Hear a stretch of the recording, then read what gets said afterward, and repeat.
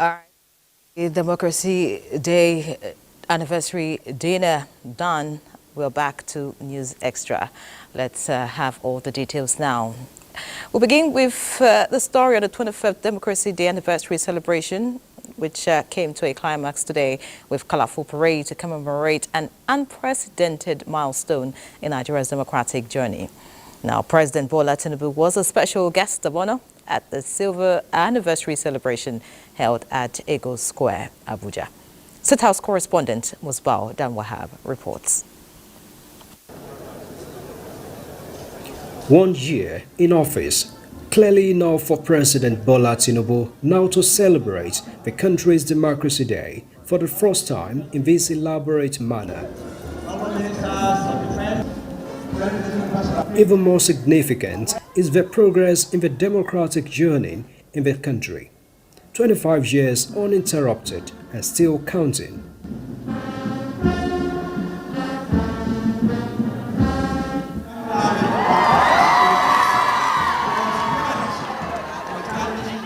Now, no one values this feat more than the man who equally felt the consequences of seeking the government of the people under the government of a strongman in khaki. Yet, a certain unique figure in uniform ensured the return of democracy in 1999.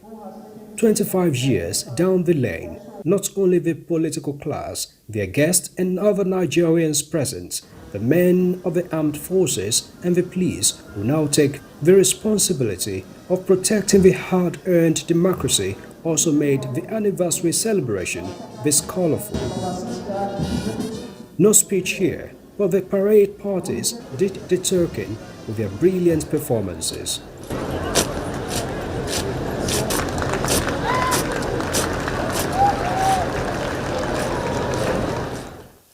All to the admiration of the special guest of honor and other spectators. And on this special day, no gift gets bigger for the special guest than the largest portrait ever anywhere in the world.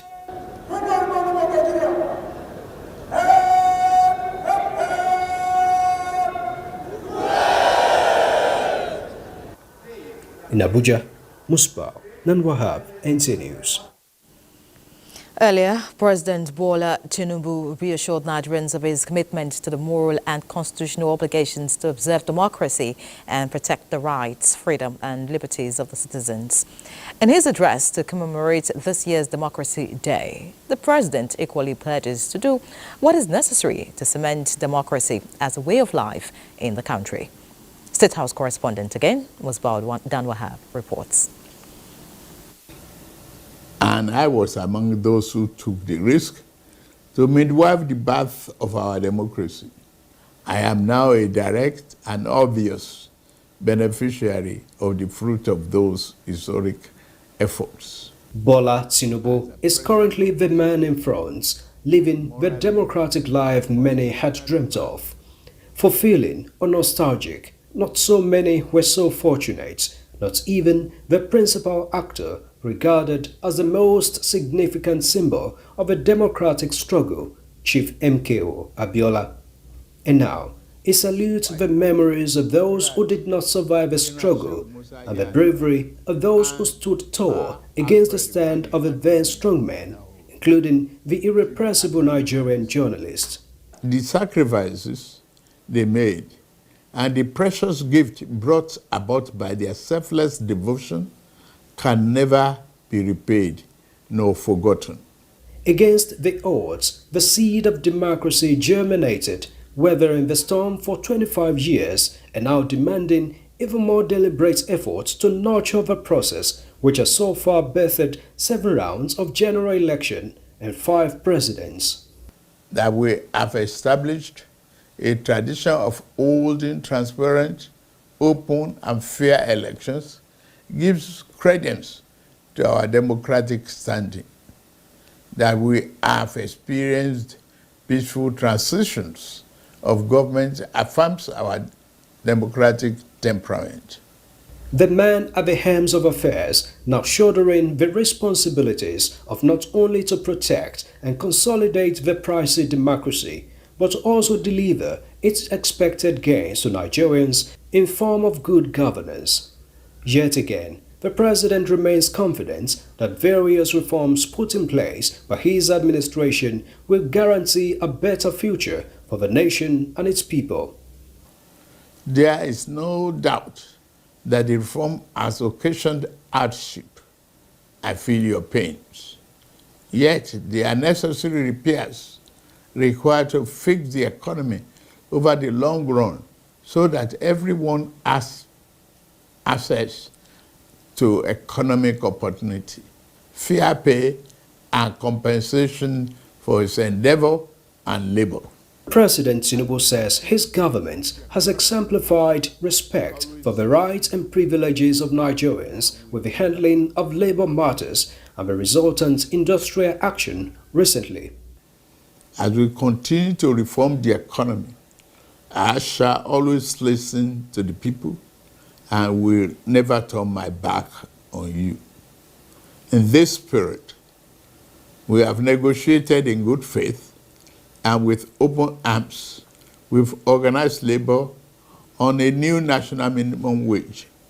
We shall soon send our executive bill to the National Assembly to enshrine what has been agreed upon as part of our law for the next 5 years or less. And despite the current social and economic challenges, President Bola Tinubu wants Nigerians to share the commitment to preserve this government of the people, as well as the hope to deliver a much better Nigeria for generations to come. From the State House, Musbao and Wahab, NTA News. Many thanks, Musbao. It's all about Democracy Day celebration today, and defense correspondent Najato Tejani was at Eagle Square this morning, where she spoke to Nigerians from across the three main generational age groups. Their stories are a reflection of democracy in progress. Eagle Square, Abuja, where a significant event is unfolding. The celebration of Nigeria's Democracy Day, marking 25 years of democratic rule. As the crowd watches the parade in awe, one is reminded that Nigeria once had military rule. For the older generation, which witnessed military rule, democracy has meant freedom from authoritarian rule.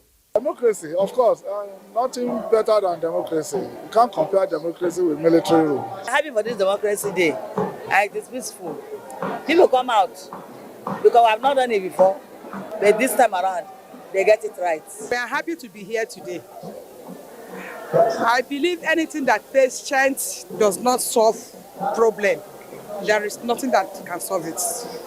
Let's be patient. I believe Nigeria will be great. The middle-aged citizens emphasized economic growth and infrastructural development, acknowledging challenges but expressing hope for a brighter future. 25 years of enduring democracy. So I'm so happy, and I would like our president to see to the youth, and likewise the women. Ahmed, however, who is from Generation Z, is eager to shape Nigeria's future, leveraging technology and innovation. As he puts it, democracy is a superpower. Considering what my grandparents have told me about the military rule and how the kind of, I won't say struggle, but I think it's much better. We want to see a really digital country, because I'm a digital, because I do this digital thing, and then the world is going digital. Today, Nigerians celebrate the dance of democracy with all its ups and downs, but ultimately a testament to the power of the people. Standing in brotherhood, these future leaders are expected to pass the baton of democracy. As the African proverb goes, when elephants dance, it is the grass that benefits. Naja'atu Tejani, NTA News. And as we celebrate the matters of Nigeria's democracy and the struggles that made today's freedom possible, we are reminded of a hero, a champion of democracy who won the heart of a nation, but was denied the chance to lead it. On June 12, 1993, Nigerians went to the polls and chose MKO Abiola as their president. However, that victory was short-lived, and what followed was a nation plunged into darkness. In this report, Nnamdi Odipo relieves the struggles of MKO Abiola and June 12, reminding us that while we relish the gains of civil liberties today, Nigeria's democracy was birthed and molded by the courage, resilience and sacrifices of patriots like MKO Abiola. So much has changed in Lagos State since the year 1993.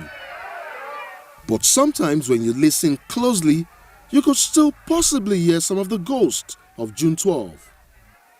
In the Alakpere Ketu axis of Lagos, a giant reminder stands. Towering 46 feet above ground level, this memorial statue depicts the persona of the man caught in the center of the June 12 story.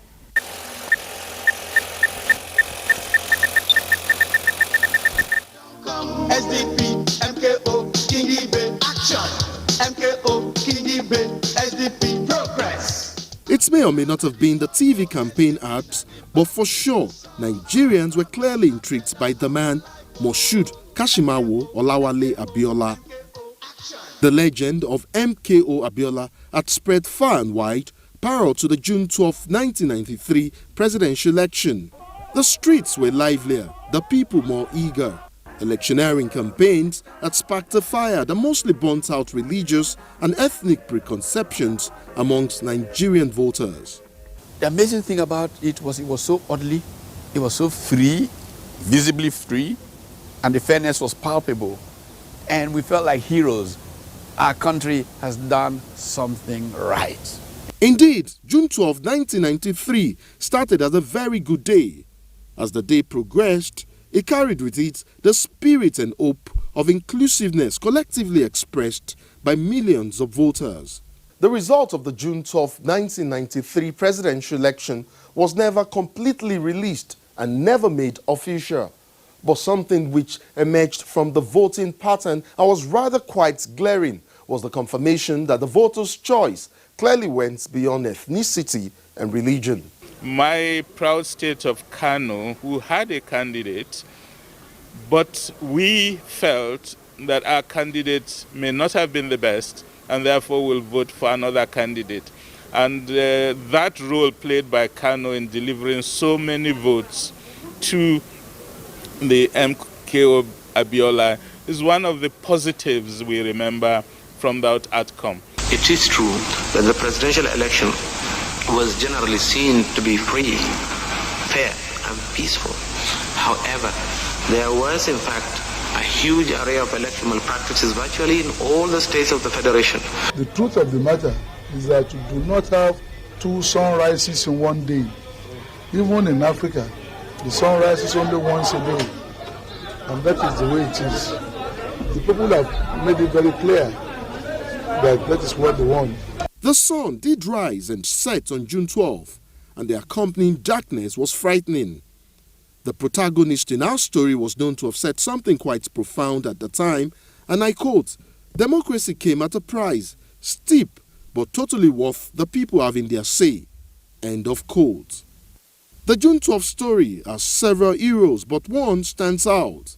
But there were many other characters at play. In any event, there will always be the heroes and there will be the villains. But the good thing is for us to forgive and forget. What it tells us is that history matters, that it does not matter how you act, history will take care of everything.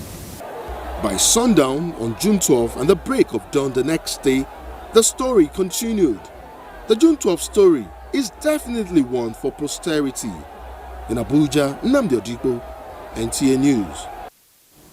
Many thanks, Nnamdi, for that beautiful package. And now joining me is Professor Emmanuel Remi Aide, a professor of political institutions, governance, and public policy, Department of Political Science, University of Ibadan. He joins me via Zoom. Professor Aide, are you there? And good evening, Nigerians. All right, I can hear you, though I can't see you. So let's begin. Democracy Day celebration has provided opportunity for Nigerians at all levels to take stock of the nation's achievements in its journey to nationhood in the last 25 years. How would you elevate these achievements, Professor Ayede, if you can hear me? Yeah, I think it has been a mixed blessing. We have had 25 years of uninterrupted democracy. We have had change of government from one political party to the other. We have also had a series of presidents, governors at various levels.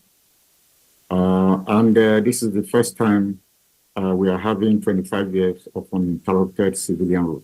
So in a sense, this is a great achievement, and it is worth celebrating. But it would be better, could have been better, if we can also celebrate prosperity across the country. So kudos to Nigerians for sustaining democracy. We still have a lot of work to do in terms of inclusion, reduction of poverty, and inequality. Now, you talk about a lot of work. Nigerian leaders have restated commitment towards good governance, assuring Nigerians of better days ahead. What would you want us to do differently as a nation, just so we can get it right? Yeah, I think one of the points that has not been very well emphasized is the idea of increasing poverty for 25 years of democracy. It is really a sorry situation that we have had uninterrupted democratic practice, yet poverty has deepened, whereas part of the struggle for democracy is the hope that conditions of life will be better in Nigeria than any military. All right, quickly, one final question before we let you go. Democracy is often described, by many as a rule by the majority. Going by this, what strategy would you recommend for running an all-inclusive and sustainable government that reflects the hopes and aspirations of the people? I think we of policies. All right, looks like we're having a network challenge there, but of course we'll have more time to talk with Professor Emmanuel Ayede. Many thanks for joining us for News Extra tonight. Let's quickly move on to other stories now. Before we get to that, let's take this break. Stay with us. Thank you for staying with us. Former head of state and midwife of the present democratic dispensation, General Abdulsalami Abubakar, has urged Nigerians to close ranks and complement government's efforts to put to an end the unwanted killings in and around the country. In an exclusive interview with NTA, the former head of state, while congratulating Nigerians for achieving 25 years of uninterrupted democracy, urged the populace to guard their democratic rights jealously. Dauda Mohammed reports. May 29, 1999, Nigerians witnessed the historic handover of power to a democratically elected president after many years of military leadership. 25 years on, General Abdulsalami Abubakar, who handed over the reins of power while congratulating Nigerians, says, despite the challenges, democracy is a continuous process and the best form of governance. You should guard your voters' rights jealously. People should not sell their votes. Both the umpires and the participants and Nigerians need to try to see how they can better the system. General Abdulsalami urged Nigerians to play their own part in overcoming the cankerworm of insecurity. It is left to all of us to join hands to make sure that we get security. And the government alone cannot get the security unless we as the citizens also try to help the government and the security agencies. The former head of state also advised politicians to fulfill their campaign promises by leading with equity and justice as their guiding principles. Dauda Mohammed, NTA News. Few hours from now, Nigeria's 10th Senate will clock 1 year. as it came to life 24 hours after the national celebration of the June 12th Democracy Day in 2023. Quite a coincidence, you may say, being that the legislature is the fulcrum of democracy. 1 year on, National Assembly correspondent Lami Ali brings this story on events and happenings in the first legislative year of the 10th Senate, mostly referred to as the upper chamber of the nation's bicameral law-making arm of government. The 109 senators inaugurated on June 13, 2023, rode on the platform of 7 political parties to win their seats, with the governing party APC in the majority.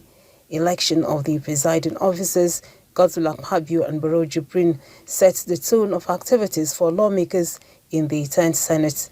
When we're also going through the kind of socio-economic and political situation that we're going through as a nation, you see that there cannot be a better time, for the legislative arm to collaborate with the executive arm.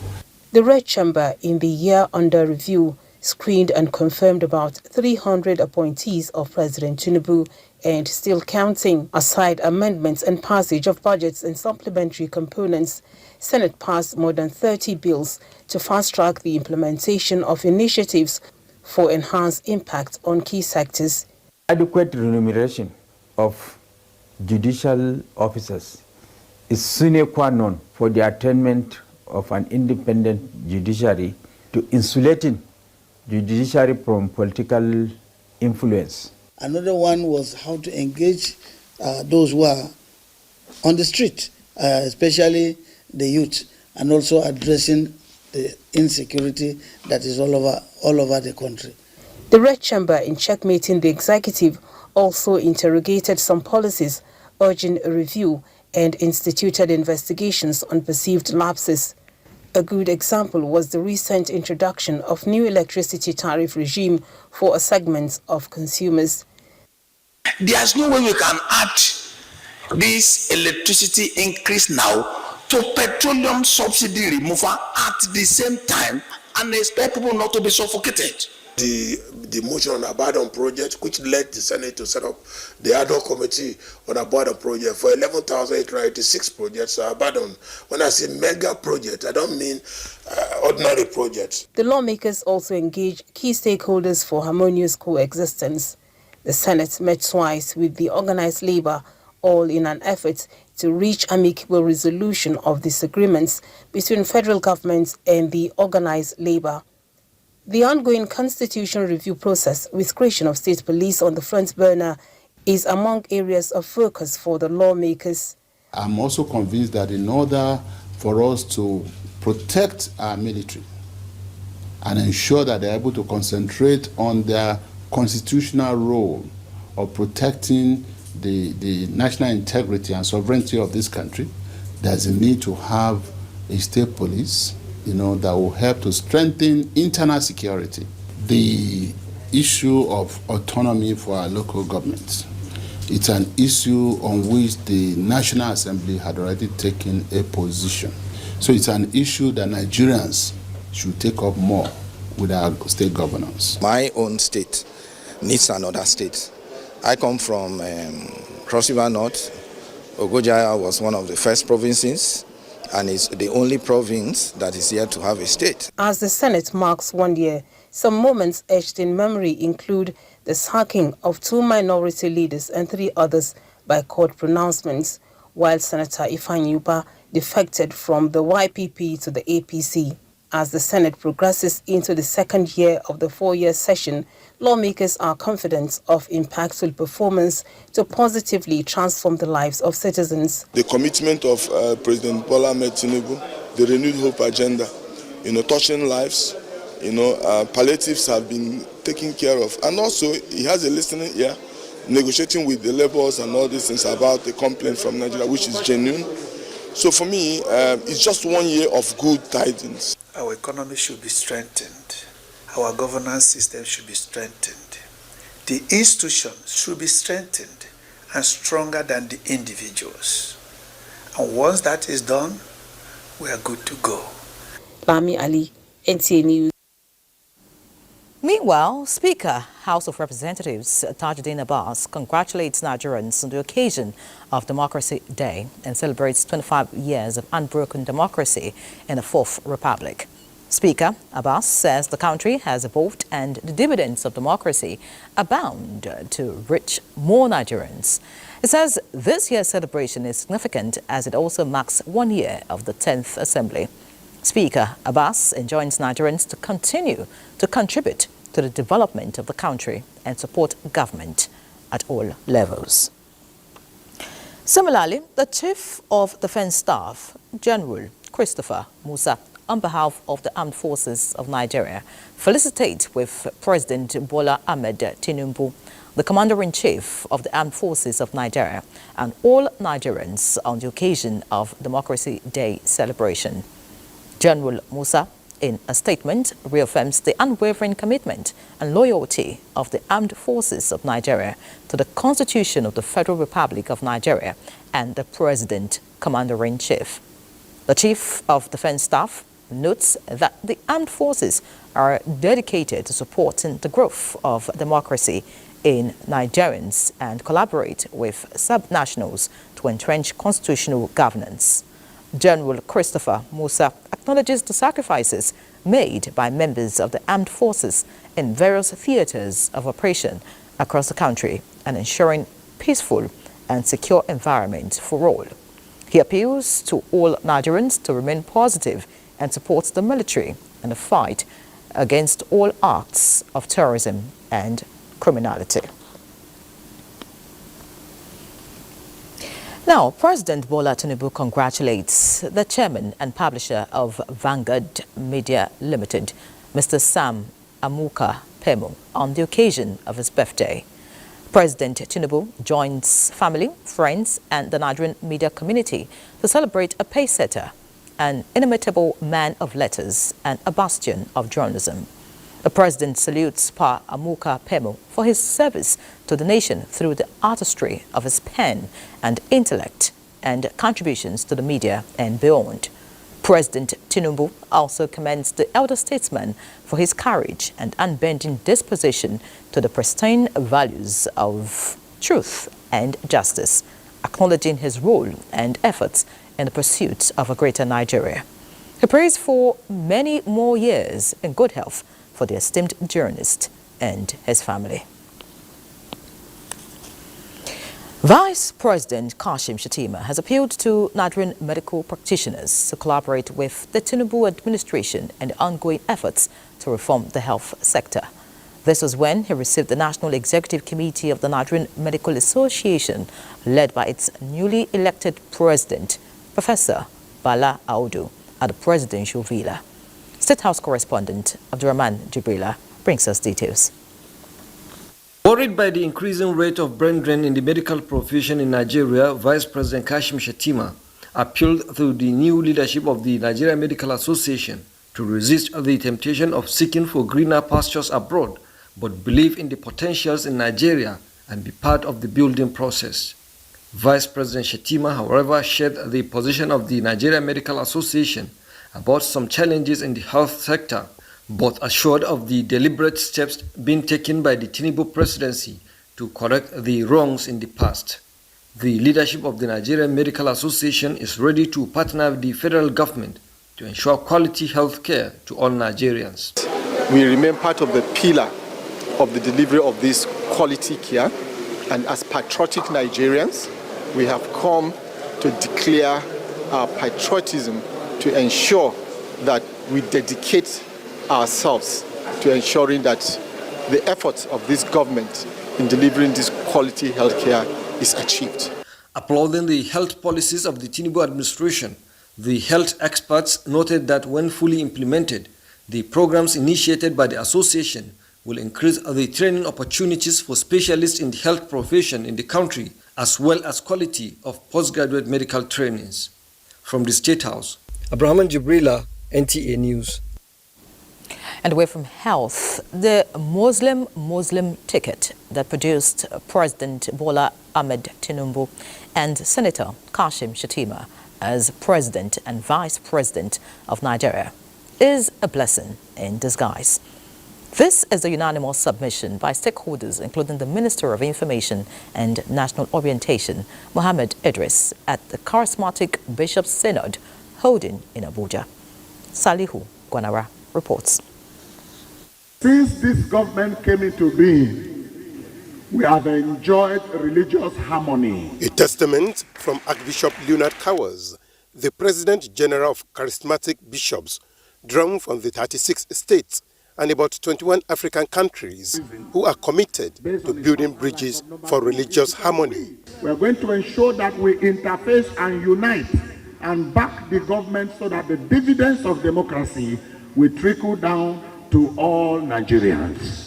The conference is to commemorate the 25 years of Nigeria's uninterrupted democracy. But from today, Minister of Information and National Orientation, Mohammed Idris, reassured religious leaders that promoting unity, peace, and prosperity through partnership between government and religious community remains a key cardinal objective of the government. The church, throughout our nation's history, has been steadfast in partnering government in championing social causes and the provision of essential social services, such as hospitals, schools, as well as the inculcation of values in our citizens, especially the young generation. He updated them of some policies under the renewed hope. That the federal government set aside 200 billion naira under the Presidential Conditional Grant Loan Scheme, with 50 billion naira going to grants and small businesses, traders, food vendors, transport workers, ICT, businesses, creatives, artisans, etc. 75 billion naira as single-digit interest loans to medium and small-scale micro enterprises, and another 75 billion naira single-digit interest loans targeting manufacturers, big-time manufacturers. As Nigerians, particularly workers, await a new national minimum wage, the government spokesperson reaffirmed federal government's position to implementing sustainable policies that will impact the citizens irrespective of their status. In Abuja, Saliu Gwanara, NTA News. Let's head to Port Harcourt now as River State Attorney General and Commissioner for Justice, Dagogo Iboroma, says the certified true copy of the court judgment allegedly declaring Martin Amahule and 26 others as members of the PDP and the State House of Assembly has affirmed and validated his position on the court judgment. Iboroma, while addressing newsmen in Port Harcourt, maintained that it is obvious from the document that there was an intended mischief from the misrepresentation of the judgment of the High Court of River State in the media. Osinachi Samuel reports. The Attorney General and Commissioner for Justice, River State, Dagogo Iboroma, explains that a court's order embodies the enforceable decisions of our judgment. He said, contrary to the false claim and misrepresentation in the media, the court did not make a declaration that Amehule is the Speaker of the River State House of Assembly. Neither did it make a declaration that Martin Amehule and 26 others are members of the River State House of Assembly and the People's Democratic Party, PDP. He urges that if it were so, it would have been embodied in the order, which was obtained from the court and circulated for the purpose of clarity. My position has been confirmed and vindicated by the certified true copy of the court order in suit number DHC 20CS 2024. A court order embodies the enforceable decisions of a court. In this case, the enforceable orders of the court are that this should be and is hereby dismissed, struck out for want of jurisdiction, that the People's Democratic Party, PDP, be and is hereby joined as the fourth defendant, that the claimant's case be and is hereby dismissed for lacking in merit. Whatever finding of fact that's not included in the court order is an obiter dictum, which has no binding force. The commissioner also stressed the need to avoid giving interpretation to any judgment without first reading it and seeking legal advice. In Port Harcourt, Osinachi Samuel, NTA News. The Power State is our next stop as women and people with disabilities, estimated to be more than 500 in number, have been trained on digital entrepreneurship skills and certification to enhance the capacity of youths in Suleja local government area of Niger State. The benevolence is courtesy of the Federal Ministry of Education through the World Bank, supported projects innovation development and effectiveness in acquisition of skills. Ideas. Olagunju Oriyomi reports. Development and effectiveness in acquisition of skills ideas is one of the social programs of the President Bola Ahmed Tinubu's led administration to improve access to information communication technology to further enhance economic growth through job creation. Ubele Neo Cloud Technologies Consortium is one of the 14 private sector organizations selected as guarantors of the innovation grant under the IDEAS project in November 2023. Under the initiative, 500 youth have been trained on digital entrepreneurship skills in data analysis, cybersecurity, and digital marketing within a space of 8 weeks.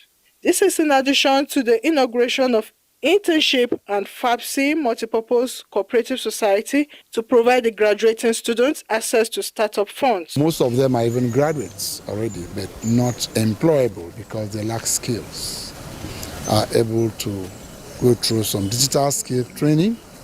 All the students were made to write certification with external certification bodies like EC Council, like G-Learning and all that are internationally recognized, to be able to get them certified as digital experts. Some of the graduating students shared their experiences. Based on data analysis, I know how to clean, to filter, to sort, to verify, a lot of things. I can easily advertise myself online, showcase my talent, what I'm made of. The graduation ceremony featured symposium on market access and marketing opportunities, risk mitigation and shared resources, access to loans and financial support. In Suleja, Olagunju Oriyomi. Let's turn our attention to water news now, as Borno State, known as a home of peace and a hub for commerce, agriculture and education, has been grappling with security challenges due to the insurgency, leading to the destruction of educational infrastructure. Pauline Kuje-Ivana examines Governor Babagana Umar Zulum's initiative to rejuvenate the education sector through the construction of 36 new mega and regular secondary and primary schools, as well as High Islamic College and integrated Sangaya schools within the first year of his second term in office.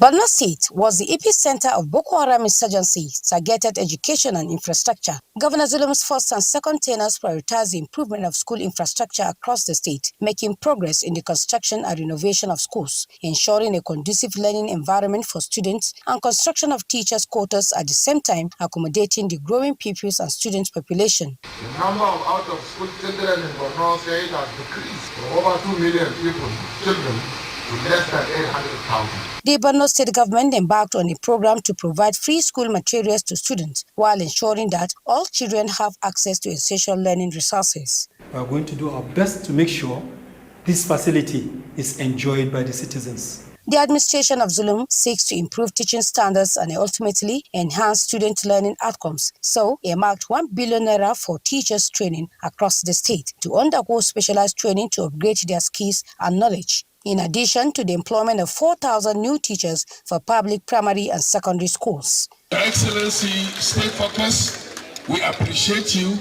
This is the first time, I think, in the history of governors in the north, you can run your check, where teachers are being trained and retrained.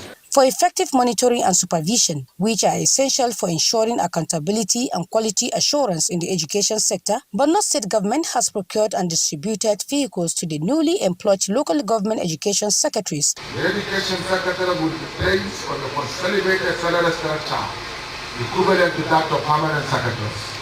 Recognizing the importance of vocational skills, the Borno State government established vocational training centers across the state to offer training programs tailored to the needs of women and youth, equipping them with valuable skills for employment and entrepreneurship, thereby reducing poverty and enhance socio-economic development. We, the graduating students, stand as a living testimonies to the impact of your dedication to uplifting the less privileged, especially those affected by insurgency. Similarly, it has made significant strides in technology by establishing ICT centers aimed at equipping young people with the latest trends in technological innovations with valuable resources and training opportunities, empowering them with skills vital for the digital age. Governor Zulum's administration is committed to supporting the educational aspirations of students, including those pursuing nursing education, by providing scholarships to students within the country and abroad. I wish to sincerely appreciate His Excellency, the Executive Governor of Borno State, for this epoch-making occasion of award of scholarship to nursing students, the very first of its kind in Nigeria. The Borno State government is laying the foundation for sustainable development and socio-economic progress. In Maiduguri, Pauline Kujevana, NTA News. So much happening in Borno State, but looking elsewhere now, the Minister of Marine and Blue Economy, Dr. Adegboyega Oyetola, has commissioned various projects aimed at advancing the growth of the maritime industry in Nigeria. Jonathan Amajali reports that the projects, which included buildings and watercrafts, were commissioned at the National Inland Waterways Authority headquarters in Lokoja. The visit of the Minister of Marine and Blue Economy, Dr. Adegboyega Oyetola, to the Inland Waterways Authority headquarters for the inauguration of crucial projects underscores the ministry's accomplishments since its establishment in 2023. This visit is part of President Bola Ahmed Tinubu's initiatives to boost Nigeria's standing as a leading maritime nation. Like every other agency, the National Inland Waterways Authority has also keen to the concerted efforts of achieving the economic growth of the renewable agenda of the current administration. Projects commissioned by the minister included the staff clinic, administrative building, police building, and firefighting equipment. During his visit to the Niwa dockyard, the minister also commissioned various watercraft, including survey boats, passenger boats, ambulances, gunboats for water security, and a 60-seater water bus. These additions mark a significant step towards fully harnessing the potential of Nigeria's waterways. Nigeria has over 10,000 kilometers of waterways that can provide all year-round navigation for transportation of passengers and cargoes. Amidst limited resources, Your Excellency, however, I can assure you that this new team is primed for success with your kind support. We are seeing innovation. It's not only companies that are going to benefit. The minister unveiled the Inland Waterways Transportation Regulations 2023. In Lokoja, Jonathan Omajali, NTA News. Let's pause here. More news shortly. Thank you for staying with us. The Minister of Power, Adebayo Adelabu, says the increase in electricity tariff for Band A customers has reduced electricity subsidy from 3 trillion naira to 1.7 billion naira. The minister stated this at a public hearing organized by the joint committees of the House of Representatives, sequel to the recent hike in electricity tariff. National Assembly correspondent Joshua Ogunjide reports. The joint committees are that of Power, Commerce, National Planning and Economic Development, alongside delegated legislation. The special committee was constituted upon resolution of the House on the 29th of April 2024 with a view to ascertaining the rationale behind electricity tariff hike and its attendant categorization of communities into bands. With gas priced in dollars, that is needed to power at least 26 power plants that are gas-based. The conundrum now is, can the government afford subsidizing the power sector by paying 3 trillion naira?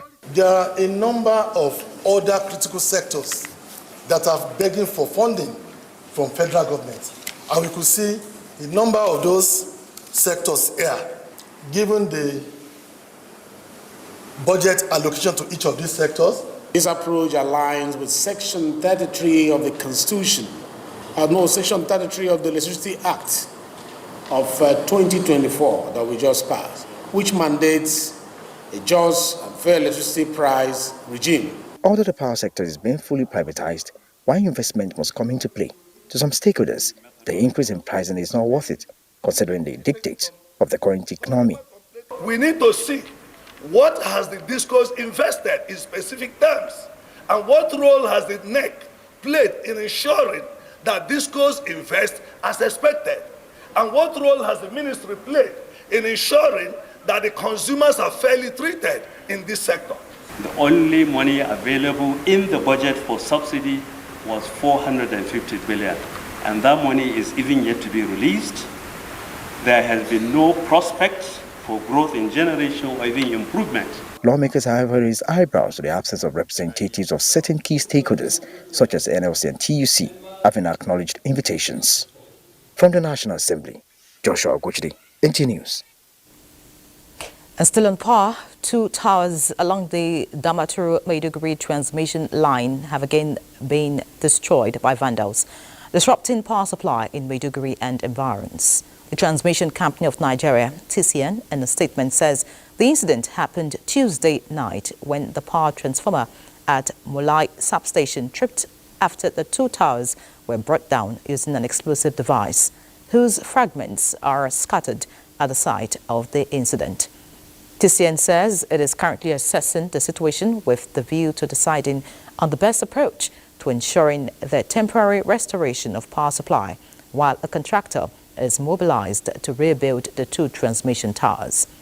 While TCN assures that it will continue to do everything possible with the assistance of security operatives to protect transmission towers, it again calls on Nigerians to join in the fight against the destruction of national assets. Now, the Ministry of Education is training key players in this sector towards catching up on developmental trends. Zenret Dingmun reports that distance learning is one of the perks of technology globally, making learning more accessible and less cumbersome for both learners and educators. The dawn of each day is a new technological innovation with the aim of improving living standards of humans. Key players are here gathered to critique and adopt the draft standalone national policy on open distance e-learning in Nigeria, with scholars from across the country to lead discussions on the way forward. And Nigeria, they say, has all the advantages in terms of demographics and skills to leverage on for the goal to be achieved. The flexibility which people have when they go through the ODL program, that's a very key element of it. And once they have the assurance that what they're getting is actually as good, why not? So we are strengthening the mechanism for delivery of those courses. I'd like to challenge all stakeholders present to bring to bear their wealth of experience and expertise to see that these guidelines take global outlook with local relevance in the Nigerian higher education. This policy we wish to enact should strive to be inclusive and equitable. The consensus here is that at the end of this engagement, Nigeria should be well on its way to having a more comprehensive open distance e-learning policy. In Abuja, Zenret Dingmun, NTA News. Let's now talk agriculture, as Women Farmers Group have agreed to key into the federal government's food security initiative to boost national food production and poverty eradication in rural communities. The women under the Nigeria Women for Agricultural Progressive and Development Initiative is already sensitizing farmers on good agronomic practices as the 2024 wet season farming activities commenced. Musa Baba Aliyu reports. Women play a significant role in food production in Africa, including Nigeria. They contribute largely in land clearing, planting, harvesting, marketing, and value addition. Despite these efforts, they are often not considered when it comes to access to land, finance, and inputs when compared to their men counterparts. Nigeria Women for Agricultural Progressive and Development was therefore formed to champion and protect the interests of women in food production value chain. We're here to discuss a significant... Farmer Omolara Sevenson is the national coordinator and president of the organization. This position underscores our commitment to creating a focused, inclusive, and progressive platform for women in agriculture. By standing independently, we believe we can more effectively advocate for the interests of women farmers, processors, commodity traders, and drive meaningful change within the agricultural sector. The group also commended the First Lady of Nigeria, Oluremi Tinubu, for encouraging women to go into farming and pledged to work with her to achieve success in her farming campaign strategy. Women for Agricultural Progressive and Development stands as the only registered and authorized women-only agricultural initiative in Nigeria, with membership across states and local levels in the country. Musa Baba Aliyu, NTA News. More commercials need to breathe at this point. Please remain tuned. Thank you for staying with us. Corps Marshal, Federal Road Safety Corps, Shehu Mohammed, has reaffirmed the position of the Corps on deepening its ongoing prosecution of drivers who, by their actions, cause road traffic crashes in Nigeria. This is in reaction to the fatal road crash on the Ugu-Onyema-Enugu-Onitsha Expressway that involved 29 people, out of which 25 are alive, while the remaining 4 are dead. In a statement signed by the Corps Public Education Officer, Olusegun Ogungbemide, the preliminary crash investigation report reveals that the crash was caused by speed violation involving 7 vehicles. The Corps Marshal, however, calls on the judiciary, leadership of transport unions and other relevant stakeholders in the road transportation sector to join hands with the Corps towards restoring sanity through speedy and effective prosecution of traffic violators, especially those who cause crashes on the roads, noting that the driver responsible for the Ugu-Onyema crash will not be spared. Let's move to Sokoto now. Sokoto State Governor Ahmed Aliyu Sokoto has approved the payment of aid gifts to all the state and local government workers, pensioners, as well as those receiving allowances under the local governments and the Primary Healthcare Development Agency. A statement signed by the press secretary to the governor, Abubakar Obawa, says the payment, which is in 2 categories, is as follows. State and local government workers are to enjoy 30,000 naira each, while pensioners and those receiving allowances in the local government and primary health care agency are to receive 20,000 naira each. The magnanimous gesture, which commences on Thursday, the 13th of June, is aimed at ensuring that the civil servants observe this year's Eid al-Kabir with ease. Similarly, the governor has approved the release of cash allocation for the month of June to all the MDAs in the state.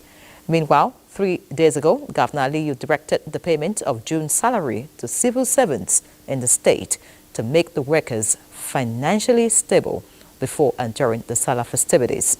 Governor Aliyu, who is currently on pilgrimage in the Holy Land, charged the workers to reciprocate the gesture by being dedicated and punctual to work.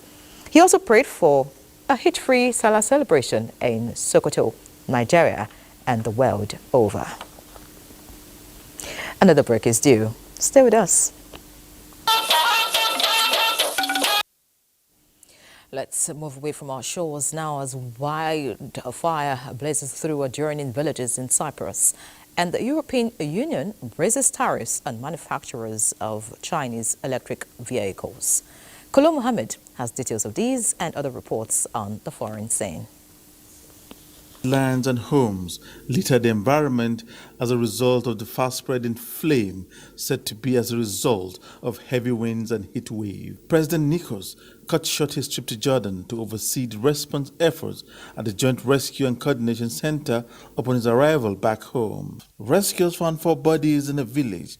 Officials say the men are believed to be Egyptian laborers and plans are on to repatriate their remains. A 67-year-old man has been arrested on suspicion of arson. As the European Union has provisionally concluded that Chinese electric vehicle manufacturers will face tariffs from 4th July should discussions with Chinese authorities not lead to an effective solution. China alleged tariffs violated international trade rules and described the investigation as protectionism. The European Union's intervention comes after the US made much bolder move of raising its tariffs on Chinese electric cars from 25% to 100% last month. And Italian soldiers and police control vehicles on the road near the venue being prepared to host the G7 summit. Italy has thrown open the doors and will this year welcome Pope Francis, the King of Jordan, as well as the leaders of Ukraine, India, Brazil, Argentina, Turkey, and the United Arab Emirates. The 50th G7 summit set to hold from 13 to 15 June 2024. Kolom Muhammad. Nigerians advocate sports development for sustainable democracy. Plus, other trending stories in the world of sports. Austin Edemudu is our guide. And that concludes News Extra tonight. Many thanks for being a part of it. And of course, we appreciate you for joining us since 7 a.m. for our special Democracy Day package on the Nigerian Television Authority. And like the president said, the NTA too will dobale for you for being a part of the great production. So that's it. Enjoy your night.